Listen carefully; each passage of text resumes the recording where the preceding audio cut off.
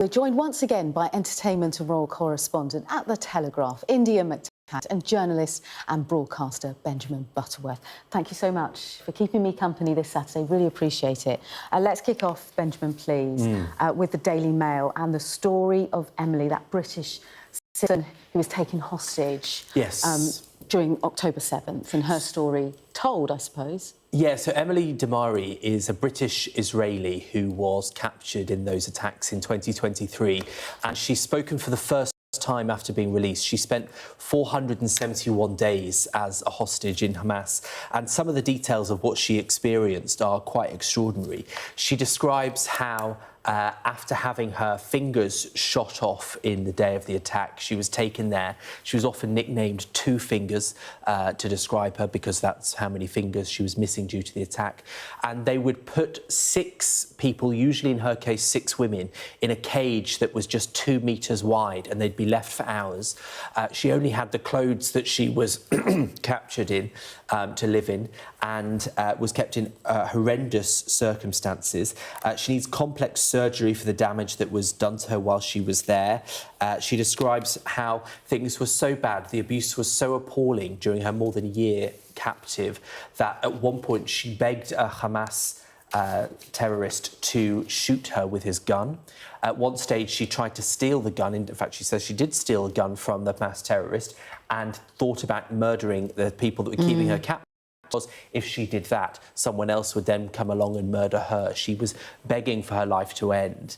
And it's a horrifying tale that I think is so important that we don't forget in this, because, you know, what's happening in Gaza is abhorrent, and many Israelis are the first to say that Israel's response is not the right one or not the effective one. We also have to remember that this is happening because were stolen and kept hostage, and those people are still there. And when we talk about questions like Palestinian statehood, which are legitimate questions, you have to also factor in heavily just who that might be giving power to and what they might do with it, because someone like Emily Damari has been through the most horrendous ordeal, treated about as poorly as somebody could be. I was in Israel a couple of weeks ago, last month, and I went to the Nova Music Festival site, which is where hundreds of people were shot and stolen and kept captive. And I heard from a young woman in her mid-20s who had experienced that day. And, you know, I've been to lots of places like Auschwitz and Yad Vashem and Sednaya prison, where President Assad abused people. I went there a couple of weeks after it was liberated. But honestly, the Nova Music Festival site was just horrifying, because these were young people having the time of their lives that went through the most horrendous atrocity. And this poor girl had to be on all sorts of prescription drugs in order to cope with returning to the site to tell the story. But the reason that woman did it is because she says the world is forgetting and the world doesn't believe me, which is an awful thing to have happen. And so, you know, for Emily Damari as well to share her story with today's Daily Mail, I think must be extremely difficult. It's prominent, you know, for voices to be heard.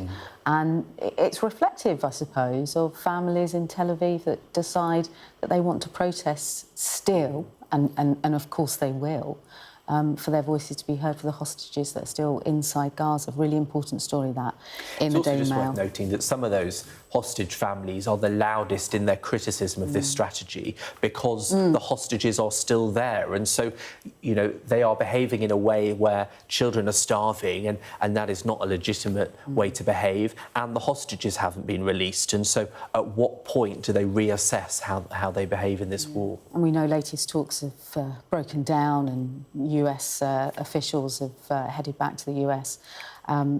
So that's a shame, isn't it? That it's finding a pathway, finding a common ground, which will be hard in the midst of this is page 5 of the Times, isn't it? Yeah. India, and reflecting the malnutrition of many, many children and the famine that is growing.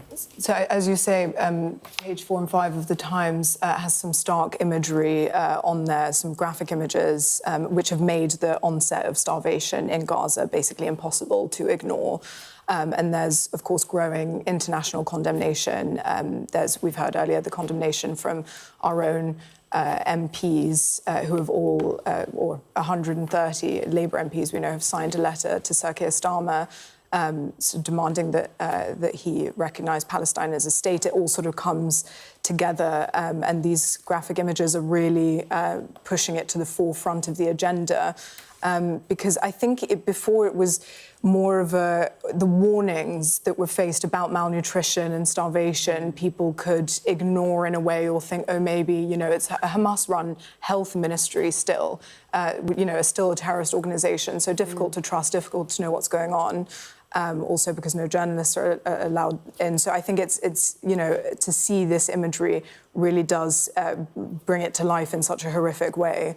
And, you know, we've just got some examples. There was an image of a 12-year-old girl who had cerebral palsy and her emaciated corpse, a 2-year-old where you can see, you know, every single bone. And it's just, I mean, you know, it's a difficult one because we've got the UN arguing that they're not allowed to distribute the aid, and then we've got Israel showing drone footage of aid centres that haven't been tapped into because they're saying that Hamas isn't allowing the aid to be distributed. And it's being hoarded by them. It's kind of a tricky situation to judge from here.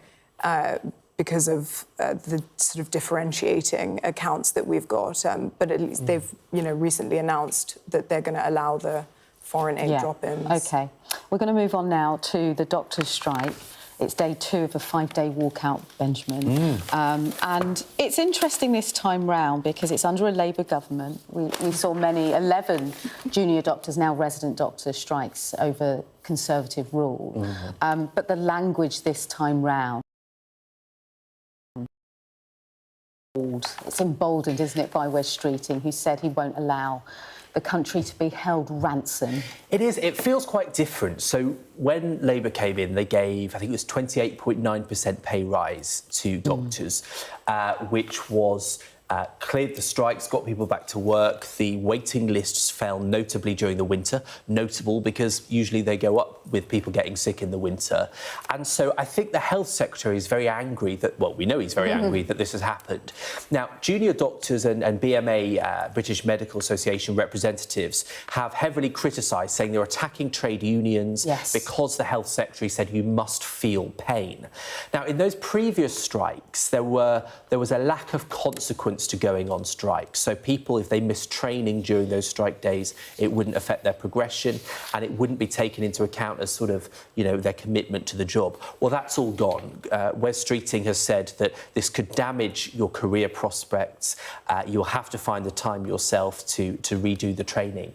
And so he wants them to be consequences because he says you can't have these interminable strikes going on and there's no money to give you more than the 5% pay rise. Well, negotiations were all about the fact that there is no money. It's not negotiating on pay, but there are other conditions that perhaps he could look at. Precisely, and those include things like the fact that the physician assistants, who are not qualified doctors, their role will be made clearer because doctors felt slightly undermined by that. And also the fact that British trained doctors are going to get priority for specialisms and the training opportunities for that. So I think with all that going on, you know, I think most of the public think, well, that's a pretty fair deal. I don't know anyone else, not even CEOs are getting 29% pay rises. You know, it seemed like a reasonable way to be treating them in times when everyone else is struggling. And so I think the public is probably closer to the health secretary than the doctors this time. Yeah, absolutely. It's an interesting story, isn't it? India and Benjamin, for now, thanks so much for such interesting picks and for your company this Saturday. 50,000 resident doctors on strike. We'll see how that pans out in the coming days. But for now, thanks so much for your company.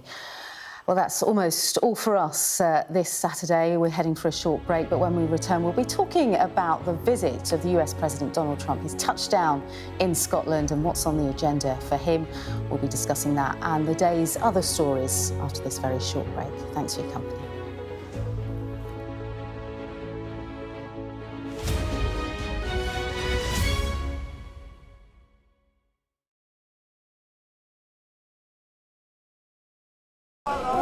Turkey is burying its dead.